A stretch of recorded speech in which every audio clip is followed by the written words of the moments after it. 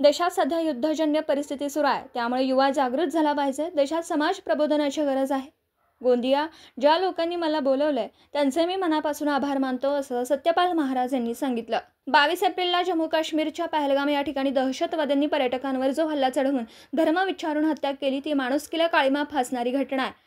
त्यामुळे सध्या भारत आणि पाकिस्तानामध्ये जे युद्धजन्य परिस्थिती आहे, त्यामुळे आपला युवा, आपला शेतकरी, आपला नागरिक जागरूक झाला पाहिजे, असं मत ज्येष्ठ समाज प्रबोधक सत्यपाल महाराज यांनी केलं।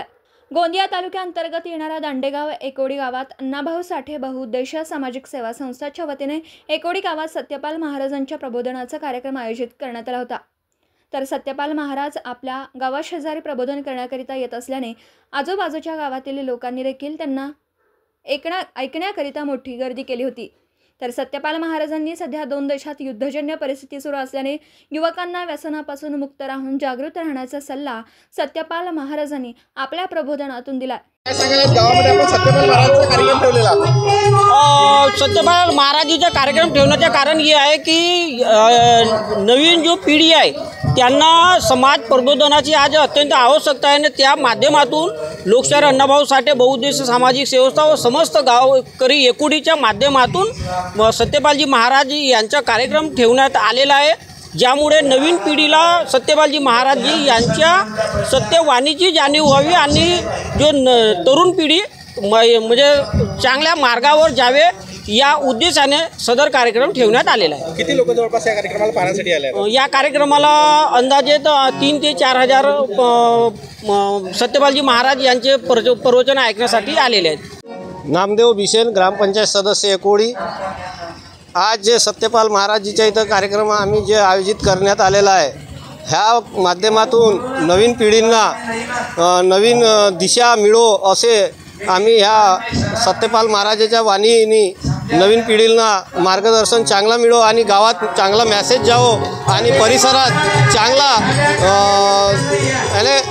समाज प्रबोधनच्या माध्यमातून समाजात कसे राहावं, कसे वागावं यांच्या माध्यमातून ह्या कार्यक्रमामध्ये आम्ही ह्या सत्यपाल महाराजांचा कार्यक्रम ठेवण्यात आलेला आहे। अण्णाभाऊ साठे संस्था समिती धन्यवाद देतो की त्यांनी हा कार्यक्रम ठेवला। पत्रकार असल्यामुळे जागृत आहेत तारणेजी आणि जागृत असल्यामुळे समाजातल्या अंधश्रद्धा, जातीयवाद, जुन्या रूढ्या, आता जे आपण परिस्थिती पाहून राहिलो युद्धाची, आता जरी भारतानं हमले कमी केले पण पाकिस्तानचे चालूच आहेत आणि अशा या कठीण परिस्थितीत माझा तरुण जागृत व्हावा। तरुण जागृत झाल्याशिवाय आपलंही कल्याण होणार नाही। तुकडोजी महाराज सांगायचे, अग्नी भडकला युद्धाचा। तुकडोजी महाराजच्या काळात इंग्रजाचे पोलीस स्टेशन जाळून टाकले, म्हणून समाज जागृतीची आज नितांत गरज आहे। शेतकरी आत्महत्या आहे, शेतकऱ्याकडे भयंकर दुर्लक्ष चालू आहे, म्हणून सरकारचं लक्ष वेधण्याकडे, शेतकऱ्याकडे या कार्यक्रमाची नितांत गरज आहे। आपण पाहतो लाडक्या बहिणी वाट पाहून राहिल्या, थांबवलंच दहशतवाद्यानं आपल्यावर पहलगामच्या फिरणारावर अत्याचार केला। सरकार आपल्या मिलिटरी मॅननं बदला घेतला, अनेक शहीद झाले।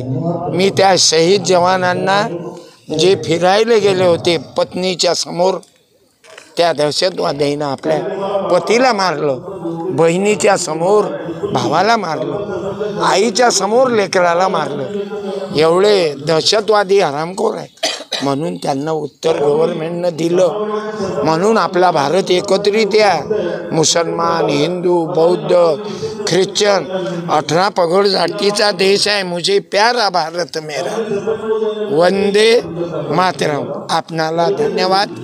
माझा विचार नव्हे, तुकडोजी बाबा, घाडगे बाबा, बाबासाहेब फुले, शाहू, अण्णाभाऊ, वामनदादाचा विचार आहे।